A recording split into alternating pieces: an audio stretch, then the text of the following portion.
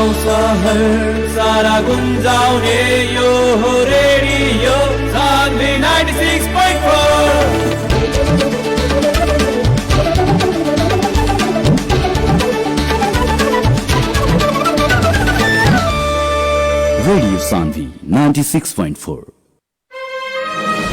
Radio Sanvi 96.4 megahertz को यो हो दैनिक सन्ध्याकालीन प्रस्तुति कार्यक्रम सवाल जवाब।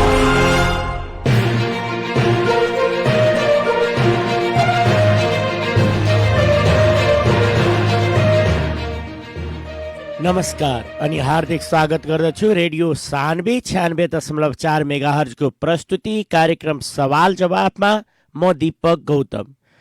कार्यक्रम सवाल जवाब रेडियो सान्वी 96.4 मेगाहर्ज तथा www.radiosanvi.com र साझा डेलीको फेसबुक पेजबाट हरेक साँझ 6:30 बजेदेखि 7 बजेसम्म प्रसारण हुने गर्दछ। यस कार्यक्रम सवाल जवाबमा खास गरी देशको समसामयिक गतिविधि, राजनीतिक घटनाक्रम, शिक्षा, स्वास्थ्य, कृषि, रोजगारी लगायत आम जनतासँग प्रत्यक्ष सरोकार राख्ने समय सान्दर्भिक विषयमा विभिन्न अतिथिसँग कुराकानी तथा तार्किक बहस गर्ने गर्छौँ। समाजमा प्रत्यक्ष असर पार्ने तर ओझेलमा रहेका विभिन्न विषयलाई उठान गरी सरकारवाला निकायसँग तार्किक बहस गर्ने गर्छौँ हामी सवाल जवाबमा। आज हाम्रो कार्यक्रममा हामीले आमन्त्रित गरेका छौँ डाक्टर विपिन चौरसियालाई। आज भने हामी स्वास्थ्यका क्षेत्रमा रहेर कुराकानी गर्नेछौँ। उहाँ हाम्रो स्टुडियोमै आउनुभएको छ र हामी कार्यक्रममा ढिलो नगरिकन उहाँलाई अब स्वागत गर्न चाहन्छु। स्वागत छ सर यहाँलाई कार्यक्रम सवाल जवाबमा। धन्यवाद, नमस्कार and good evening to all of you. म doctor Vipin Chaurasia, neuro surgeon, consultant neuro surgeon भएर भवानी हस्पिटल, जय पोलिक्लिनिक र साथसाथमा आशाराम हस्पिटलमा पनि काम गर्दै आएको छु। यहाँ हाम्रो स्टुडियोसम्म आइदिनु भयो, यसको लागि यहाँलाई हार्दिक आभार व्यक्त गर्छु। धन्यवाद। हामी अब अलिकति कुरा गरौँ। पछिल्लो समयमा सङ्क्रमण बढिरहेको छ भन्ने समाचारहरू यत्र तत्र छन्। के छ सङ्क्रमणको स्थिति? यहाँ त स्वास्थ्य क्षेत्रमा हुनुहुन्छ। सबभन्दा पहिला कुरो कोरोना बढ्दै गइरहेको छ, त्यो त हामीले टेस्ट नगरिकन थाहा हुँदैन के। पहिला हामीले टेस्टको मात्रा पनि हामीले बढाएको थियौँ, तर अहिले टेस्टको मात्रा पनि कम भएर कति कोरोना बढ्यो कति घट्यो त विस्तृत रूपमा थाहा हुन सकेका छैन। तर पनि अब कोरोना बढ्या छ अथवा घट्या छ, हामीले सतर्कता अपनाउनै पर्छ के। अहिलेको पछिल्लो भेरिएन्ट बढी सङ्क्रामक छ भनिन्छ, के छ स्थिति? अब यो ओमिक्रोन भनेर भेरिएन्ट एउटा आएको छ, अब त्यो धेरै सङ्क्रामक छ भनेर पनि प्रचार पनि गरेका छौँ अथवा मान्छेहरूलाई थाहा पनि छ। तर हामी हस्पिटलको दृष्टिकोणमा हेर्ने हो भने त्यस्तो खालको पेसेन्ट कुनै पनि अहिलेसम्म पाएका छैनौँ। अनि 1-2 गरी पछिल्लो एक हप्ता यता 3 जनाको वीरगञ्जमा देहान्त मृत्यु पनि भइसकेको छ। के छ त्यसको बारेमा के यहाँलाई जानकारी छ? अब त्यस्तो अब 3 जना मात्रै होइन, हाम्रो डेली हेर्नु हो भने नेपालको दृष्टिकोणमा अनेकौँ मान्छेहरू मर्ने गर्छ र गरेका छ। अब त्यसमध्ये पनि अब त्यो कोरोना नै हो भने पुष्टि अब 3 जनामा, अब जहाँ लाखौँको करोडौँको आबादी छ त्यसमा 3 जना मर्यो भने हामीले हल्ला फैलाएर खालि त्यो हुँदैन। हामीले सतर्कता अपनाउनु पर्छ। अब त्यो अब ओमिक्रोन त्यति नै अब सर्ने खालको बिमारी छैन, खोकीहरू रुगाहरू मात्रै लाग्ने खालको त्यस्तो छ भने विश्वमा सुन्ने गरेका छौँ। अब यो फिल्ड यो फिल्ड हाम्रो न्युरो सर्जरी, म त न्युरो सर्जन भए, त्यही भएर यो फिल्ड अलिकति यो न्युरो सर्जनहरूको लागि अलिक नयाँ फिल्ड नै भयो। त्यही भएर हुन त यो कोरोना नयाँ नै हो सबैको लागि। अब हामी लागौँ यहाँ विशेष गरी ब्रेन ट्युमर स्पेसलिस्टको रूपमा चिनिनुहुन्छ। यो ब्रेन ट्युमर भनेको चाहिँ के हो? सबभन्दा पहिला कुरो त म न्युरोसर्जन भनेको ब्रेन र स्पाइन इन्क्लुडेड, ब्रेन स्पाइन र नर्भको सर्जन हो म। खालि ब्रेनको सर्जन हो भनेर सबैलाई ज्ञात होला, तर हाम्रो न्युरोसर्जन भनेको ब्रेन, स्पाइन र नर्भ यो तीनटा मिलेर न्युरो सर्जरी बनाएको छ र त्यो तीनटैको हामीले उपचार गर्छौँ र न्युरोसर्जन भनेको यो तीनटाको सुपर स्पेशलिस्ट डाक्टर हो। अनि वीरगञ्जमा न्युरो अस्पतालहरू कतिको छन्, के सुविधाका छन्, कस्तो स्थिति छ वीरगञ्जमा? अब हामी वीरगञ्जको कुरा गर्ने हो भने हामी यहाँ 7 जना न्युरोसर्जनहरू छ, विभिन्न अस्पतालमा काम गरिरहेछौँ। अब सुविधाको कुरा गर्नुभयो भने अब ट्रमा भन्नाले हामी कहीँ चोटपटक मोटरसाइकलबाट हामी खसिहाल्यो, त्यो चोटपटक लाग्यो, टाउको फुटिहाल्यो, टाउको फुटिहाल्यो, टाउको छाला कटिहाल्यो, अथवा घाँटी अथवा स्पाइन फ्र्याक्चर भइहाल्यो, स्पाइन डिस्लोकेसन भइहाल्यो, यो भनेको ट्रमा भन्छ के। जस्तो कि गाडीहरू ठक्कर लाग्दाखेरि मान्छेको टाउको फुटिहाल्छ, यो सब विशेष गरी दुर्घटनामा हुने घाइतेहरूको कुरा गर्नु। हजुर, त्यो दुर्घटनामा भएर टाउको र स्पाइन, सर्भाइकल भनेको घेट भयो, घेट पिठ्यू भयो र लम्बर, यो सबको कुनै किसिमको दुर्घटना भयो भने, दुर्घटनामा फुट्यो टुट्यो भनेपछि त्यो हामीले इलाज गर्ने कुरा आउँछ।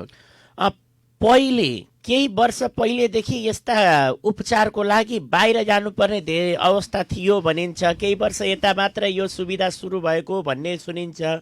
वास्तविकता के छ? वास्तविकता के हो भने यही 4-5 वर्ष अगाडि हाम्रो वीरगञ्जमा एउटा पनि न्युरोसर्जनहरू हुनुहुन्न थियो र यो 4-5 वर्षपछि हामी एकैचोटि 6-7 जना न्युरोसर्जनहरू आएर यहीँ बसेर यहीँको मान्छेलाई यहीँ राम्रो सुविधा दिन सक्छ भने हामीले 8 गरेर यहीँ सुविधा दिइरहेछौँ के।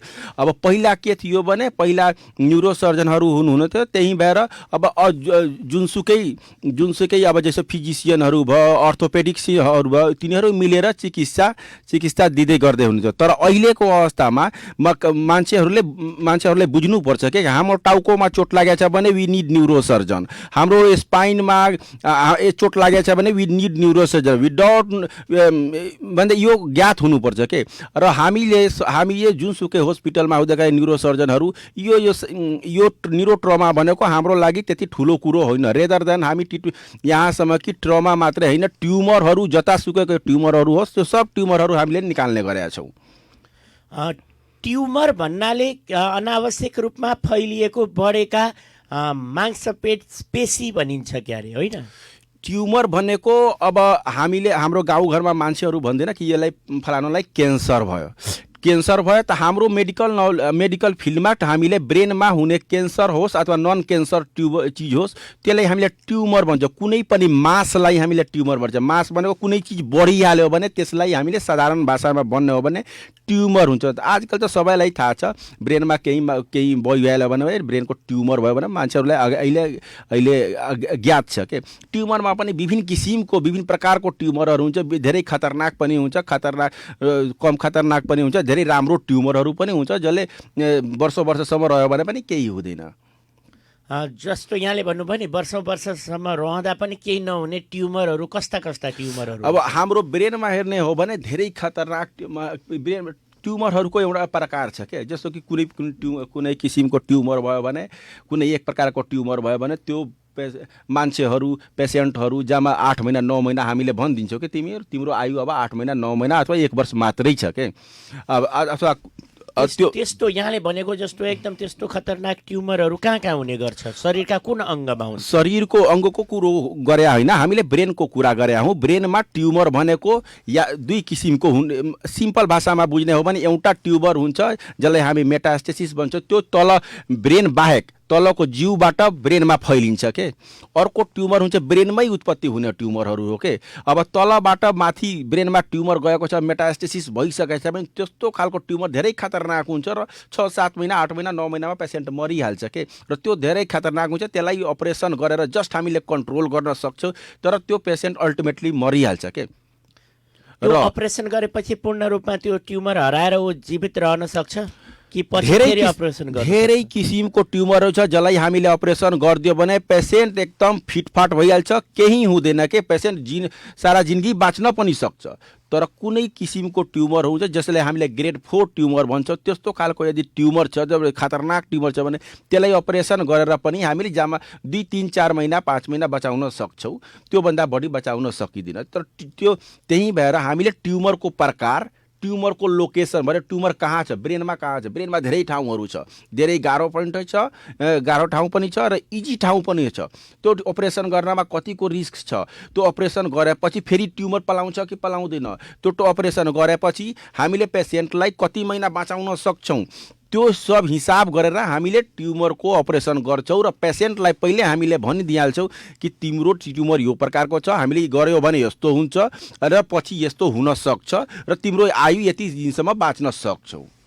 पछिल्लो यहाँले भने जस्तो पछिल्लो समयमा उपचार वीरगञ्जमा सुरु भएको छ, तर केही वर्ष पहिलातिर उपचारको लागि प्राय दिल्ली नत्र काठमाडौँ मात्र जाने चलन थियो, वीरगञ्जमा उपचार पनि थिएन। अहिले के कस्ता उपचार यहाँ सम्भव छन् ब्रेनसँग सम्बन्धित? तपाईँले ठिकै भन्नुभयो। पहिला मान्छेहरू काठमाडौँ अथवा पटना अथवा इन्डियातिर दिल्लीतिर जाने गर्थ्यो।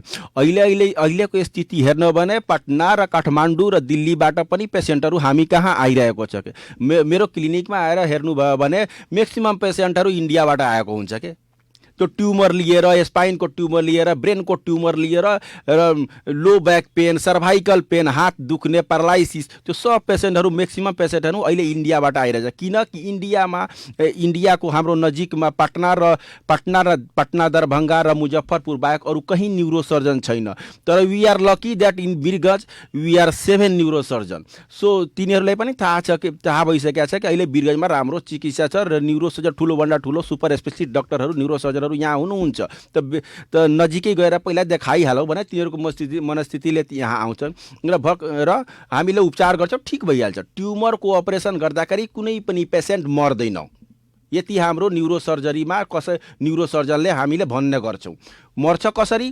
ट्युमरको प्रकारै खराब छ भने मात्रै पेसेन्ट मर्छ के, भन्दाखेरि हाम्रो अपरेसनले पेसेन्ट मर्दैन के। हामी यति कम्पिटेन्ट छौँ। टाउकोमा रहन्छ मस्तिष्क, त्यसमा अपरेसन गर्दा मानसिकता, मानिसहरूको डरको मानसिकता हुन्छ, ल टाउको अपरेसन गरियो भने त बाँच्न सम्भावना कम हुन्छ। यो पहिलो त्रास रहन्छ धेरैमा र यो यहाँले भन्नुभयो नि मर्दैन भन्नाले के त्यस्ता अपरेसनहरू कुन अपरेसन गर्दा मान्छे मर्दैन त? कस्तो ब्रेन ट्युमरको अपरेसन गर्दा मान्छे? सबभन्दा पहिला त यो हामी माथि एउटा ज्ञात हुनुपर्छ कि मान्छेलाई ब्रेन ट्युमर हुने बित्तिकै मान्छेहरू डराइहाल्छ कि अब त ब्रेन ट्युमर भयो, अब अपरेसन गर्दा पनि मरिहाल्छ। तर यो गलत धारणा छ कि, एकदमै गलत धारणा छ। कुनै पनि पेसेन्टको ब्रेनको ट्युमर अपरेसन गर्यो भने पेसेन्ट मर्दैन, 100% मर्दैन के, अनलेस अन्टिल पेसेन्टलाई ग्रेड 4 ट्युमर छ अथवा खराब ठाउँमा ट्युमर छ। खराब ठाउँमा ट्युमर छ भनेपछि ब्रेनमा धेरै ठाउँहरू छ के, धेरै डेन्जर ठाउँहरू छ, धेरै राम्रो ठाउँहरू छ, धेरै अनडेन्जर ठाउँहरू पनि। जस्तो डेन्जर ठाउँ भनेको हामीले ब्रेन स्टेम लिन्छौँ के। ब्रेन स्टेम भन्ने एउटा ठाउँ छ, ब्रेन स्टेम त्यहाँ मिड ब्रेन, प्रोन्स र मेडुला अब्लाङ्टा पर्छ। त्यो ठाउँ भनेको त्यहाँबाट रेस्पिरेसन र हार्टहरू कन्ट्रोल हुने हो। अब त्यो ठाउँमा ट्युमर भयो भने धेरै रिस्की हुन्छ। त्यो ठाउँमा अपरेसन गर्न पनि धेरै रिस्की छ, गर्यो भने पेसेन्ट मर्न पनि सक्छ, बाँच्न पनि सक्छ। त्यही भएर लोकेसन, ट्युमर कहाँ छ र कुन प्रकारको ट्युमर हो त्यसमाथि पेसेन्टको लाइफ डिपेन्ड गर्छ। अपरेसन भन्दा पहिले यहाँहरूले थाहा पाइहाल्नुहुन्छ होला? अपरेसन भन्दा पहिले हामीले धेरै टेस्टहरू गर्छ। धेरै टेस्ट बिरामीहरूलाई भन्नुहुन्छ कि हुँदैन? सबभन्दा पहिला कुरा अपरेसन गर्नुभन्दा पहिला हामीले सिटी र एमआरआई गरेर गर्छौँ र गरेपछि हामीलाई लोकेसन थाहा हुन्छ कि ब्रेनको कुन ठाउँमा ट्युमर छ र यो कुन प्रकारको ट्युमर, यो सब बुझेर हामीले पेसेन्टलाई एकदम बुझाइदिन्छौँ कि तिम्रो यो खालको ट्युमर छ, यहाँ छ र यसलाई यति रिस्क छ। तपाईँले भन्नुभयो भने हामी अपरेसन गर्छौँ, भन्नु भएन भने हामी अपरेसन गर्दैनौँ। पेसेन्टसँग कन्सेन्ट लिएरै नै हामी अपरेसन गर्छौँ। र त्यो जस्तो कि सपोज ब्रेनमा एउटा मेनिन्जियोमा भने एउटा ट्युमर पनि छ के। मेनिन्जियोमा भनेको सुपरफिसियल ब्रेनको बाहिरपट्टि हुन्छ के, जेनरली ब्रेनको बाहिरपट्टि हुन्छ। त्यो ट्युमरलाई हामीले अपरेसन गर्यो भने केही पनि पेसेन्टलाई कम्प्लिकेसन हुँदैन के। पेसेन्टलाई ट्युमर निकाल्यो, पेसेन्ट एकदम पहिलादेखि फिटफाट र कहिले पनि रिकभरी पनि अवस्था हुन्छ कि कुन अवस्थामा गर्दा राम्रो हुन्छ? बढेर अलि ठुलो भइसक्यो भइसक्यो भने फेरि खतरा हुने अवस्था के हुन्छ त्यसको? हो, अब मेनिन्जियोमा त खासै पेसेन्टहरू को कम्प्लिकेसन हुँदैन अपरेसन गर्यो भने। बाँकी अरू ग्लायोमा छ र जीबीएम भन्छौँ हामी, अरू ग्लायोब्लास्टोमा मल्टिफर्मी छ, ग्रेड 4 ट्युमरहरू छ, धेरै डिपमा छ, ब्रेनको बिच भागमा छ भने त्यस्तो खालको लागि अब ब्रेनलाई अब हामीले सेपरेट गरेर भित्र जानुपर्ने हुन्छ। त्यो जति जति ब्रेन सेपरेट भयो, बडी सेपरेट भयो भने त्यति ब्रेन ड्यामेज हुने चान्स हुन्छ। त्यही भएर हामी अब डिपमा छ, धेरै डिपमा छ भने, धेरै कम्प्लेक्स लोकेसनमा छ भने त्यस्तोलाई हामीले कुनै कुनै ट्युमरहरूलाई हामीले रेडियोथेरापी र केमियोथेरापीको सुझाव पनि पेसेन्टलाई दिन्छौँ हामीले। स्टेरियोट्याक्टिक रेडियो सर्जरीहरू पनि छ, जस्तो कि अब त्यस्तोलाई त्यस्तै सुझाव दिएर हामीले कन्ट्रोल गर्छौँ। तर म्याक्सिमम ट्युमरहरू छ जसलाई कि अपरेसन गरिदियो भने पेसेन्ट ठिकठाक हुन्छ, फिटफाट हुन्छ, केही समस्या हुँदैन। बरु कुनै कुनै बेला मान्छेहरूलाई सिजर हुन सक्छ, माथि ब्रेनको माथिपट्टिको ब्रेनको पार्टमा यदि ट्युमर छ भने अपरेसन गरेको छ भने सिजरहरू कम्प्लिकेसनहरू हुन सक्छ, सानो त्यो कन्ट्रोलेबल छ, हामीले कन्ट्रोल गर्छौँ। अनि हामी उपचार अलिकति बाहिर जानुको उद्देश्य, बाहिर उपचार गराउन जानेहरूले खर्चको पनि हिसाब किताबहरू गर्ने गर्छन्। हाम्रो यहाँ वीरगन्जमा, काठमाडौँमा अनि पटना वा दिल्लीमा गर्दाखेरि यो अपरेसन कता सस्तो पर्छ, कहाँ ठिक छ? सस्तोको कुरा त पछि आउँछ। सबभन्दा पहिला के कोही पनि पेसेन्ट आउँछ, कोही पनि मान्छे आउँछ, उसको जिन्दगीको सवाल छ। उसले चाहन्छ कि मेरो अपरेसन कहाँ सेफ हुन्छ र कसरी म बाँचौँ भने। अब त्यही भएर कुनै पनि पेसेन्टको जुन अपरेसन काठमाडौँमा हुन्छ र जुन अपरेसन दिल्लीमा हुन्छ र त्यो अपरेसन हामीले इजिली यहीँ पनि गर्न सक्छौँ के। र त्यो पेसेन्ट यहाँ पनि एकदमै राम्रो हुन्छ। जति राम्रो त्यहाँ हुन्छ त्यति राम्रो यहाँ, किनभने त्यो पनि न्युरोसर्जन हो, त्यो पनि पढेर न्युरोसर्जन भएको छ, हामी पनि पढेर न्युरोसर्जन भएको छौँ। त हामीलाई पनि त्यति नै ज्ञान छ जति कि दिल्ली र काठमाडौँको न्युरोसर्जनहरूलाई ज्ञान छ के। र बाँकी रह्यो पैसाको खर्चको कुरो, हामी त अब हाम्रो एरियै गरिब भयो के। गरिब भएर हामीले पेसेन्टलाई जति कममा हुन्छ त्यति कममा हामीले अपरेसन गरेर पेसेन्टलाई ठिकठाक पारेर हामीले पेसेन्टलाई पठाएको छौँ के। जस्तो सपोज काठमाडौँमा जानुभयो भने त्यही ट्युमर तपाईँको लागि 5 लाख 10 लाख रुपियाँ लाग्छ के। त्यही ट्युमर हामीले गरिब मान्छे हेरेर, गरिब आफ्नो उनीहरूको दुःख दर्द बुझेर हामीले 2 लाख 1.5 लाख 3 लाखसम्म पनि गरेर पेसेन्टलाई राम्रोसँग पठाएका छौँ। तर यसको लागि खालि हामीले प्रयास गरेर भएन। अरू फिजिसियनहरू हुनुहुन्छ, अरू अर्थोपेडिक्सहरू हुनुहुन्छ, तिनीहरूलाई भन्नु पर्यो कि हाम्रो ब्रेनको अपरेसन यहाँ वीरगन्जमै सम्भव छ, राम्रो हुन्छ, कहीँ कम्प्लिकेसन हुँदैन, सस्तो पनि छ। यो एउटा अभियान जस्तो नभएसम्म हाम्रो मान्छेहरू अहिले पनि काठमाडौँ र दिल्ली जान बाध्य छन् के। धेरै सुनिन्छ, धेरै व्यक्तिहरू यस्तो अपरेसनको लागि, विशेष गरी टाउकोमा रहने विभिन्न अपरेसनहरूको लागि दिल्ली जाने गरेको, काठमाडौँ जाने गरेको घटनाक्रम कुनै नौलो पनि होइन। र यहाँले भन्नुभयो सर्जनहरूले त्यो म्यासेज दिनु पर्यो भनेर। त्यो म्यासेज सर्जनहरूले दिन नदिनुको पछाडि के होला त कारण? सर्जनहरूले नदिनुको पछाडि ज्ञान मात्राको कमी हो क्या। किनभने म न्युरोसर्जन हुँ, मलाई न्युरोसर्जरी मात्रै थाहा छ के। मलाई फिजिसियनहरूको ट्रिटमेन्ट थाहा छैन, म हड्डीको डाक्टर होइन, मलाई हड्डीको केही ज्ञात छैन के। तर तिनीहरूलाई यति पनि ज्ञात हुनुपर्छ कि वीरगन्जमा न्युरोसर्जनहरू हुनुहुन्छ र 7 जना छन्, तिनीहरू कम्पिटेन्ट छन्, तिनीहरूले राम्रोसँग अपरेसन गर्न सक्छ र गरेका छन् र ब्रेनको ट्युमर राम्रोसँग गर्छ। खालि यति मात्रै मेसेज जनतामा गयो भने अब हामी एउटा खुसी हुन्छौँ। हाम्रो न्युरोसर्जन परिवार एउटा जान्छ त खुसी हुन्छ। केही दिन अगाडिको कुरा तपाईँलाई म भन्दैछु। यहाँको एउटा लो ब्याक पेनको पेसेन्ट आयो। लो ब्याक पेन भनेको हाम्रो ढाड दुख्ने पेसेन्ट आयो र त्यसको पेन जुन छ ढाडमा थियो र साथसाथै खुट्टामा पनि उसको नसा तान्ने खालको दर्द थियो र वीरगन्जमा सबै ठाउँमा इन्क्लुडिङ वीरगन्जको टप अर्थोपेडिक्सहरूलाई पनि देखाइसकेको थियो र देखाएर त्यो बेचारा दर्दले छटपटाइरहेको थियो र खुट्टा लङ्गडो भएर हिँडिरहेको थियो, आइमाई थियो। अनि आइमाईले तिनीहरूलाई सोद्धाखेरि कि म वीरगन्जमै अपरेसन गराउँछु, तपाईँ भन्नुहोस् कता अपरेसन हुन्छ।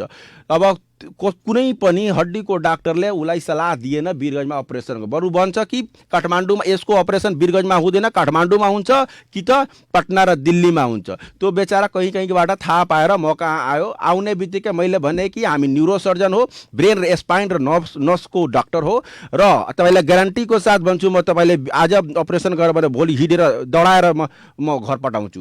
र ऊ बेचारा काउन्सिलिङ दिँदाखेरि ऊ मानिहाल्यो र मसँग भोलि अपरेसन गरायो। अपरेसन गराएपछि उसलाई 2 दिनमै म छुट्टी, 1 दिनमै छुट्टी दिइहालेँ। बरु 1 दिनमै छुट्टी दिइहालेँ। अहिले पेसेन्ट दौडेर गइरहेको छ।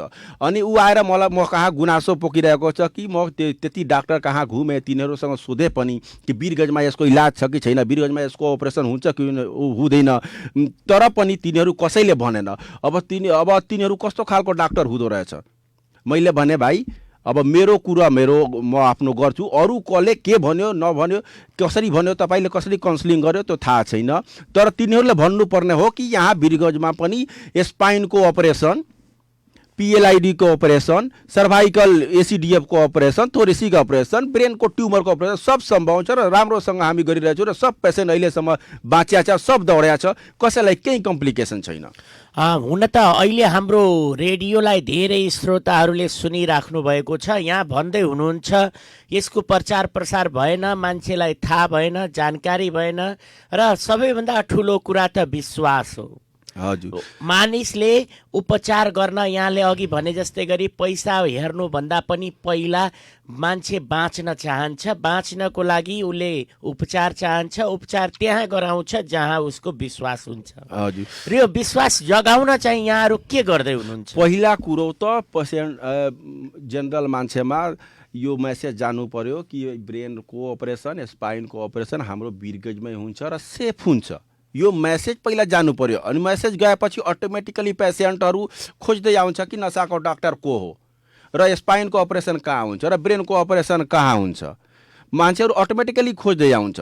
यो मेसेज अहिलेसम्म पुगेको छैन जनरल मानिसहरूमा र जुन मान्छेहरूलाई थाहा पनि छ, केही मान्छेहरूलाई अरू डाक्टरहरू कहाँ, फिजिसियनहरू कहाँ गएपछि तिनीहरूले डाइभर्ट गरिहाल्छ कि यहाँ नगराऊ अपरेसन, मरिहाल्छौ अथवा तिम्रो प्यारालाइसिसै भइहाल्छ, बरु काठमाडौँ गइहाल, यता गइहाल। त यो विश्वास पहिला तिनीहरूले जगाउनु पर्यो। पेसेन्टलाई भन्नु पर्यो कि यहाँ न्युरोसर्जन छ। म अब जस्तो कि म पनि एउटा वीरगञ्जमा न्युरोसर्जन हुँ, 6 जना 7 जना छन्, तिनीहरू पनि न्युरोसर्जन। म विपिन चौरसिया न्युरोसर्जन हुँ भने पहिला त मलाई तिनीहरूको दिमागमा लगाउनु पर्यो म पनि एउटा न्युरोसर्जन हुँ र म राम्रोसँग अपरेसन गर्न सक्छु र 100% पेसेन्ट ठिक भइहाल्छ, म विश्वास दिलाउँछु भनेपछि पहिला यहाँले डाक्टरहरूलाई नै विश्वास दिलाउनु पर्यो। अन्य डाक्टर सबभन्दा पहिला हो। यो हाम्रो फिल्डै यस्तो हो कि हाम्रो फिल्ड भनेको सुपर स्पेसलाइज्ड फिल्ड हो। न्युरोसर्जन ब्रेनको अपरेसन गर्ने भने सुपर स्पेसलाइज्ड फिल्ड हो। यो कुरो पहिलो हाम्रो जति एजुकेटेड मान्छेहरू छ इन्क्लुडिङ डक्टर्स, तिनीहरूको दिमागमा घुसाउनु पर्यो कि हामीले राम्रो गर्न सक्छौँ, राम्रो गरिरहेछौँ र पेसेन्ट राम्रो छ अहिलेसम्म। तिनीहरूको दिमागमा घुसाएपछि अटोमेटिक केही प्रचारको पनि आवश्यकता पर्छ। गाउँमा गएर सानो पम्पलेटहरू दिएर अथवा प्रचार गरेर अथवा तपाईँको FM को माध्यमबाट भए पनि यो प्रचार गर्नुपर्छ कि यहाँ पनि यस्तो खालको अपरेसन हुन्छ। हामी कार्यक्रमको लगभग अन्त्यतिर छौँ। यहाँले भने जस्तो विश्वासको वातावरण सिर्जना गर्न डाक्टरहरूमा पनि प्रचार प्रसार हुनु पर्यो र हाम्रो रेडियो सुनिराख्नुभएका श्रोताहरूले पनि सुनिरहनु भएको छ। विश्वास भएमा उपचार गरिन्छ, किनकि उपचार भनेको बाँच्नको लागि र बाँच्नको लागि विश्वास आवश्यक छ। र यहाँले भने जस्तो पूर्णतया निश्चिन्त भएर वीरगञ्जमा पनि मगजको अर्थात् ब्रेनको उपचार गर्न सम्भव छ। त्यसको लागि 7 जना न्युरोसर्जनहरू यहाँ हुनुहुन्छ र यो 7 जना न्युरोसर्जनहरू हुनुहुन्छ। यतिजनालाई तपाईँहरूको पेसेन्ट पुगिराखेको अवस्था छ त? अब कुरो 7 जनाको होइन, पेसेन्ट नभएपछि त डाक्टरको कामै छैन। जहाँ डाक्टर छ त्यहाँ पेसेन्ट हुनै पर्छ, कि जहाँ पेसेन्ट छ त्यहाँ डाक्टर हुन्छ। अब कुरा सोच्नु कि न्युरोसर्जन 7 जना, एउटा सानो वीरगञ्ज जस्तो ठाउँमा, वीरगञ्ज जस्तो सिटीमा 7 जना न्युरोसर्जन छ। यही र यत्रो बिहार जस्तो ठुलो ठाउँमा पुरा बिहार जुन कि नेपाल जस्तो ठुलो ठाउँ छ त्यहाँ दरभंगा पटनामा मात्रै न्युरोसर्जन छ भनेपछि हामी सब जति पनि न्युरोसर्जन छ दे आर अल इफिसियन्ट सबैसँग पेसेन्टहरू पुगिरहेको छ त्यही भएर यहाँ मान्छेहरू बसिया छ नत्र भने त आफ्नो भन्नाले पेसेन्टहरू बिहारतिरबाट पनि आउँछन् पेसेन्टहरू बिहारतिरको बाट मात्रै बिहारको कुना काप्चाबाट पनि पेसेन्ट आइरहेको छ र हाम्रो नेपालको पेसेन्टहरू पनि धेरै छ के यहाँ भने कि हाम्रो यो रोड ट्राफिक एक्सिडेन्ट छ मोटर बाइक एक्सिडेन्ट छ कारको एक्सिडेन्ट छ तपाईँको बसको एक्सिडेन्ट छ एक्सिडेन्ट भएपछि मान्छेहरू न्युरो कहाँ आउँछ के भन्नाले दुर्घटनाका धेरै पेसेन्टहरू यहाँहरूमा आउँछन् म्याक्सिमम पेसेन्ट आउने भनेको पुरा नेपालभरिको कुरा गरे हो मैले न्युरोसर्जन कहाँ म्याक्सिमम पेसेन्ट आउनु भने न्युरो ट्रमा पेसेन्ट हो दुर्घटना भएर आउने पेसेन्ट हो के र यो ब्रेन ट्युमरको जुन मैले कुरा गरे हो त्यो ब्रेन ट्युमरहरू सबै पेसेन्टलाई कुनै कुनै पेसेन्टलाई हुन्छ जुन पेसेन्टलाई हुन्छ त्यो पेसेन्टहरू अब यहाँ गराउन चाहदिन भए डरले होस् अथवा भयले होस् यहाँ गराउन चाहदिन कि त काठमाडौँ गइहाल्छ कि त इन्डियातिर गइहाल्छ हाम्रो ब्रेन ट्युमर भयो गरेपछि अपरेसन मरिहाल्छ रे त्यही भएर राम्रो ठाउँमा जाउँ टाढा जाउँ त्यहीँ गराउने भने त्यो उद्देश्यले मान्छेहरू ब्रेन ट्युमर गइहाल्छ तर ट्रमामा त अहिले अपरेसन गरेन भने अहिले मरिहाल्छ पेसेन्ट त्यही भएर ट्रमाको पेसेन्टहरू ट्रमाको केसहरू हामीले धेरै सबैले पाइरहेको छ सबैसँग 10वटा 15वटा 20वटा 4वटा 5वटा डेलीका डेली सबैले अपरेसन गरिरहेको छ दुर्घटनाले पेसेन्टको फ्लोलाई बढायो हजुर दुर्घटनाले मेन बनायो यो दुर्घटना किन भयो कसरी भयो यो त सरकारको काम हो how to manage how to reduce the accident यो सरकारको काम हो यो हाम्रो काम हो म विपिन चौरसिया हुँ मेरो न्युरो सर्जरीको काम हो म न्युरो सर्जरी बाहेक अरू केही हेर्दैन यो मलाई ज्ञान हुनु पर्यो के त्यही सरकारलाई ज्ञान हुनु पर्यो कि यो सरकारको काम हो दुर्घटना जोगाउने कसरी जोगाउने के गर्ने त्यो सरकारको काम हो सरकारले जोगाउनु पर्छ वीरगञ्जमा यहाँले भनेको जस्तो न्युरोको क्षेत्रमा लगभग हरेक हस्पिटलमा डाक्टरहरू आबद्ध हुनुहुन्छ प्राय सबै हस्पिटलमा न्युरोको सेवा उपलब्ध छ सबै हस्पिटलमा प्रायः जसो जति पनि राम्रो हस्पिटल छ सबैमा न्युरोसर्जनहरू हुनुहुन्छ न्युरोसर्जन हुनु भनेको अब केसको भोल्युम पनि धेरै छ के न्युरोको ट्रमा एक्सिडेन्टको केसहरू पनि धेरै छ के त्यही भएर पेसेन्टहरूले त थाहा छैन र पेसेन्टहरू जुनसुकै हस्पिटलमा गइहाल्छ जुनसुकै हस्पिटलमा गए पनि त्यहाँ न्युरोसर्जन 24 आवर एभाइलेबल छ एभाइलेबल भएपछि तुरन्तको तुरन्त अपरेसन भइहाल्छ पेसेन्ट राम्रो भइहाल्छ र बाँचिहाल्छ ट्रमामा यही हो ट्रमा भनेको एक्सिडेन्ट भयो भने यही हो तुरन्तको तुरन्त अपरेसन गर्नुपर्छ नत्र भने पेसेन्ट मरिहाल्छ हामी कार्यक्रमको लगभग अन्त्यतिर छौँ यहाँसँग हामीले विविध विषयमा कुराकानी गऱ्यौँ हामीले सोध्न छुटाएको यहाँले भन्नै पर्ने जस्तो लाग्ने केही कुरा छन् भने राख्न सक्नुहुन्छ सबभन्दा पहिला कुरो त मान्छेलाई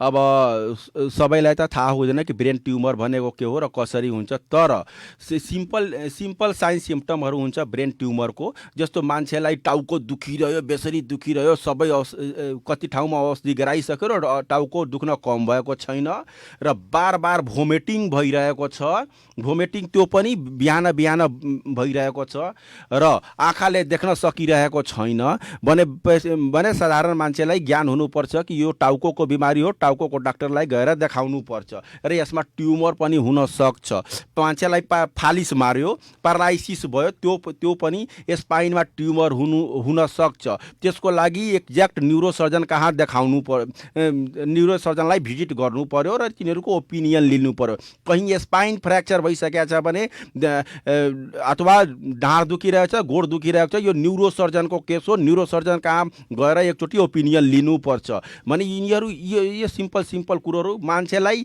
यदि मिर्गी भइरहेको छ मिर्गी भनेको इपिलेप्सी हो इपिलेप्सी भनेको सिजर हो के यो मिर्गी र सिजर र इपिलेप्सी भइरहेको छ भने यो ब्रेनबाट उत्पत्ति हुने हो र ब्रेनको डाक्टरले हेर्नुपर्छ र ब्रेनको डाक्टरलाई देखाउनु पर्यो भने एउटा ज्ञात हुनु पर्यो यतिसम्म ज्ञात भयो भने अब पेसेन्टहरू अटोमेटिकली न्युरोसर्जन कहाँ आइहाल्छ र अटोमेटिकली हामीले त्यसलाई म्यानेज गरिहाल्छौँ हाम्रो आग्रहलाई स्वीकार गर्दै यहाँ हाम्रो स्टुडियोसम्मै आइपुग्नु भयो यो यहाँको अमूल्य समयको लागि हामी हार्दिक आभार व्यक्त गर्छौँ धन्यवाद म Vipin Chaurasia neurosurgeon consultant neurosurgeon Bhawani hospital र जय पोली क्लिनिक र आसाराम हस्पिटलमा काम गर्दै आएको छु तपाईँहरूले सुनिदिनु भएकोमा धन्यवाद थ्याङ्क यू हामी छुट्टिन चाहन्छौँ हस् त नमस्कार आदरणीय श्रोताहरू हामी छौँ कार्यक्रम सवाल जवाफमा र आजको सवाल जवाफ कार्यक्रममा हामी कुराकानी गर्दै थियौँ न्युरो सर्जन विपिन चौरसियासँग।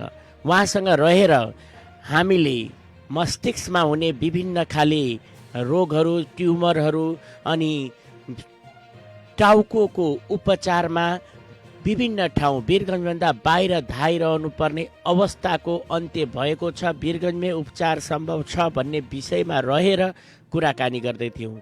आजको हाम्रो निर्धारित समय पनि सकिसकेकाले प्राविधिक मित्र अनरजितलाई धन्यवाद दिँदै म कार्यक्रम सञ्चालक दीपक गौतम पनि बिदा चाहन्छु। हस्त नमस्ते।